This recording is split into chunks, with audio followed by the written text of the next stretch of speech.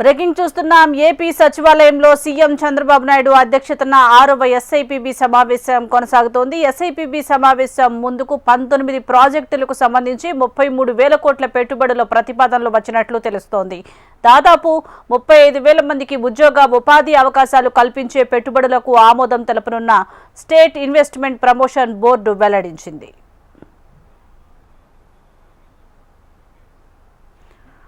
దీనికి సంబంధించి Amaravati bureau chief Harikishan అందిస్తారు. హరికిషన్,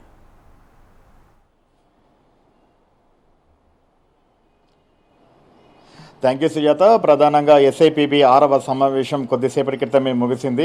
రాష్ట్ర ముఖ్యమంత్రి చంద్రబాబు అధ్యక్షతన ఈ సమావేశం అయితే జరిగింది. ఈ కార్యక్రమానికి టూరిజం శాఖ మంత్రి కందుల దుర్గేష్తో పాటు విద్యుత్ శాఖ మంత్రి గొట్టిపాటి రవికుమార్, అలాగే వ్యవసాయ శాఖ మంత్రి అచ్చెన్నాయుడుతో పాటు పలు శాఖలకు సంబంధించినటువంటి ఉన్నతాధికారులందరూ కూడా పాల్గొన్నారు. అయితే ఈ ఎస్ఐపిబి సమావేశంలో ప్రధానంగా రాష్ట్రంలో 33,000 కోట్ల రూపాయలకు సంబంధించినటువంటి ప్రతిపాదనలపైన కూడా చర్చించడం జరిగింది. దీనికి 35,000 మందికి ప్రత్యక్షంగా, చాలా మందికి కూడా పరోక్షంగా ఉద్యోగాలు కలిగేటటువంటి అవకాశం ఉందని చెప్పేసి కూడా భావిస్తున్నారు.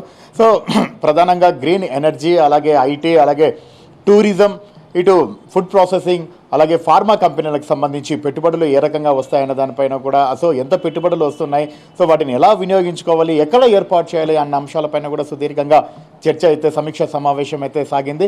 మరోవైపు ఒకసారి మనం చూసుకుంటే రేపు ఐటీ శాఖ మంత్రి, అలాగే ఐటీ మరియు విద్యాశాఖ మంత్రి నారా లోకేష్ అనంతపురం జిల్లా గుంతకల్లు నియోజకవర్గంలోని బేతపల్లి కేంద్రంగా దగ్గర రెన్యూ సంబంధించినటువంటి విద్యుత్ ఏదైతే సంస్థ సంబంధించి ఏర్పాటు చేయబోతుందో గ్రీన్ ఎనర్జీకి 22,000 కోట్ల రూపాయలకు సంబంధించినటువంటి పెట్టుబడులు ఈ సంస్థ పెడుతోంది. దీనికి సంబంధించి రేపు ఆయన అధికారికంగా అనంతపురం జిల్లాలో లాంఛనంగా శంకుస్థాపన చేయబోతున్నారు. సో దీనికి సంబంధించి చాలా వరకు కూడా వెనుకబాటు తరానికి గురైనటువంటి రాయలసీమ ప్రాంతంలో అనేక ఉపాధి అవకాశాలు పెరుగుతాయని చెప్పేసి కూడా భావిస్తున్నారు. ప్రధానంగా కర్నూలు, అనంతపురం ఈ రెండు ప్రాంతాల్లో గ్రీన్ ఎనర్జీ బాగా డెవలప్ చేసి అక్కడ ఉన్నటువంటి వారికి ఉపాధి అవకాశాలు చూపే విధంగా, అలాగే ఇటు విజయవాడ, గుంటూరు, విశాఖపట్నం ఈ ప్రాంతంలో అంతా కూడా ఐటీ హబ్గా మార్చడంతో పాటు తిరుపతి, విశాఖ ఇది టూరిజం హబ్గా కూడా మార్చి, సో వస్తున్నటువంటి పెట్టుబడులన్నీ కూడా ఈ ప్రాంతాల్లో కూడా కేంద్రంగా చేసి పెద్ద ఎత్తున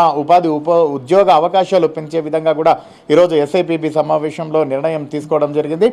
మరోవైపు ఇటు ఎస్ఐపిబి సమావేశానికి సంబంధించి ఫుడ్ ప్రాసెసింగ్ యూనిట్లతో పాటు, అలాగే ఏదైతే ఫార్మా కంపెనీలకు సంబంధించి, సో ఇవి కూడా పెద్ద ఎత్తున ఏర్పాటు చేసే విధంగా కూడా ఇక్కడ చర్చించడం జరిగింది. మొత్తానికి మాత్రం తాజాగా 6వ ఎస్ఐపిబి సమావేశంలో రాష్ట్రానికి ఏకంగా 33,000 కోట్ల రూపాయలకు సంబంధించినటువంటి ప్రతిపాదనలు ముందుకు వస్తున్నటువంటి నేపథ్యంలో వాటిని ఎక్కడెక్కడ ప్రతిపాదించాలి, సో ఎక్కడ ఉపయోగించుకోవాలన్న దానిపైన కూడా సుదీర్ఘంగా చర్చ జరిగింది. మరోవైపు ఎవరైతే ఇన్వెస్టర్లు వస్తున్నారో వీళ్ళందరికీ కూడా గ్రీన్ కార్పెట్ వేస్తున్నారు. ఖచ్చితంగా నామినల్ ఫీజులకే వారు ఏర్పాటు చేసేటటువంటి కంపెనీలకు భూములు కేటాయించేటటువంటి పరిస్థితి ఉంది. ఇటు విశాఖ, అలాగే అమరావతి, సో ఎక్కడైనా సరే ఇప్పుడు ఇండస్ట్రియల్ కారిడార్గా మారుతున్నటువంటి కర్నూలు జిల్లాలోని ఓర్వకల్లు ఎయిర్పోర్ట్, ఓర్వకల్లు ప్రాంతంలో ఎక్కడైనా సరే ఎవరైతే కంపెనీలు ముందుకు వచ్చి తాము పరిశ్రమలు పెట్టి ఉపాధి అవకాశాలు కల్పిస్తామంటున్నారో, సో వాటికి సంబంధించినటువంటి పూర్తిగా ఆ కంపెనీలకు సంబంధించిన బ్యాక్గ్రౌండ్ అంతా చెక్ చేసి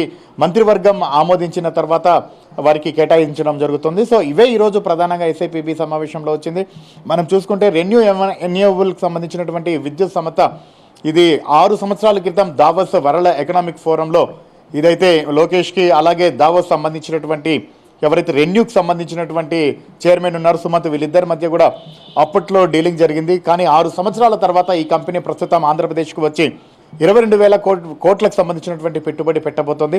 సో ఏదైతే రాష్ట్రం అభివృద్ధి పరంగా ఎలా ముందుకు సాగాలన్న దానిపైన కూడా కంప్లీట్గా ఎస్ఐపిబి సమావేశంలో చర్చించి ఈరోజైతే పలు నిర్ణయాలు తీసుకోవడం జరిగింది. వీటికి సంబంధించి కొద్దిగా ముందుకు వెళ్ళి పెట్టుబడులు పెట్టేటటువంటి పరిశ్రమలకు భూములు కేటాయించడంతో పాటు అక్కడ అన్ని మౌలిక వసతులు ఏర్పాటు చేసే విధంగా అధికారులు అయితే చర్యలు తీసుకోబోతున్నారు.